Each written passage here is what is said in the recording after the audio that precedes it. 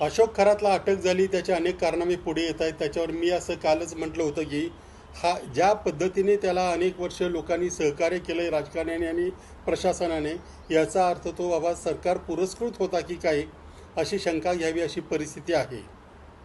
परंतु सरकार पुरस्कृत नव्हता, सरकारनेच त्याला मदत केली होती असा एक पुरावा आता पुढे येतोय. म्हणजे शासनाने त्याला सभामंडप वगैरे बांधून दिलं. 2018 साली पर्यटन विभागाने काही पर्यटन स्थळांच्या विकासासाठी निधी मंजूर केला. त्यामध्ये खरात बाबाचं हे ईशानेश्वर मंदिर होतं. त्याच्या विकासासाठी 105 कोटी रुपये मंजूर करण्यात आले. त्याच्यातले 25 लाख त्या वर्षी देण्यात आले. त्याने जे जे काही बांधकाम केलं, म्हणजे सभामंडप असेल, महिला भक्तनिवास असेल, महिला पुरुषांची प्रसाधनगृह असतील, चेंजिंग रूम असेल, हे सगळं शासनाने करून दिलं. त्यासाठी पैसा शासनाने उपलब्ध करून दिला आणि सार्वजनिक बांधकाम विभागाने हे सगळं करून दिलं. इम्प्लिमेंटेशन एजन्सी सार्वजनिक बांधकाम विभाग आहे. आता सांगा, याला सरकार पुरस्कृत बाबा म्हणायचं नाही तर काय म्हणायचं? आणि तक्रारी आता करायच्या कुणाकडे? कालपर्यंत आपण म्हणत होतो की 20 वर्षामध्ये 25 वर्षामध्ये त्याला विविध राजकारणी आणि नेत्यांनी मदत केली. आता इथं तर थेट सरकारने मंजुरी दिली. सरकार हे सिद्ध क्षेत्र आहे. शासनाच्या कुणी ठरवलं? शासनातल्या कधी ठरवलं? कसं ठरवलं? काय प्रोसिजर होती? हे मंदिर शासनाच्या पर्यटन विभागाच्या यादीमध्ये कसं समाविष्ट झालं? कशाच्या आधारावर निकष काय होते? कशाच्या आधारावर पैसे मंजूर झाले? कशाच्या आधारावर बांधकाम करून देण्यात आले? त्याच्या कुठल्या योग्यता बघितल्या? त्या बाबाची गुणवत्ता कशाच्या आधारावर तपासली? या सगळ्या गोष्टी आता विचारल्या जाणार आहेत. आणि असं जर असेल तर लोकांनी विश्वास का ठेवू नये?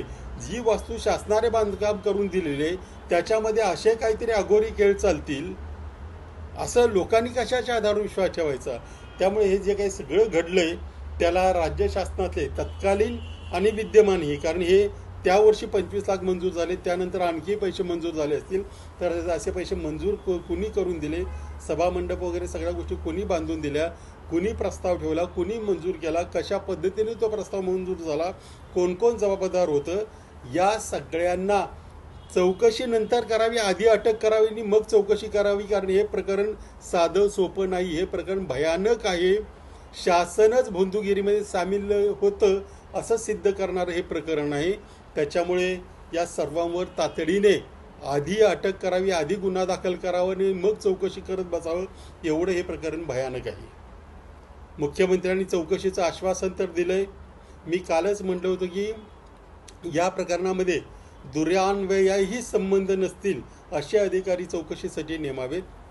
आणि आता याच्यामध्ये शासनाचाच संबंध निघाला. तक्रारी कोणाकडे करायच्या?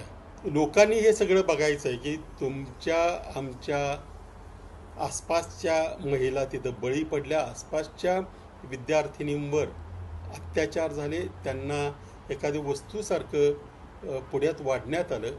यांच्यावर कारवाई कोण आणि कधी कशी करणार? आता कोणाकडे मागणी करायची कारवाई करा म्हणून?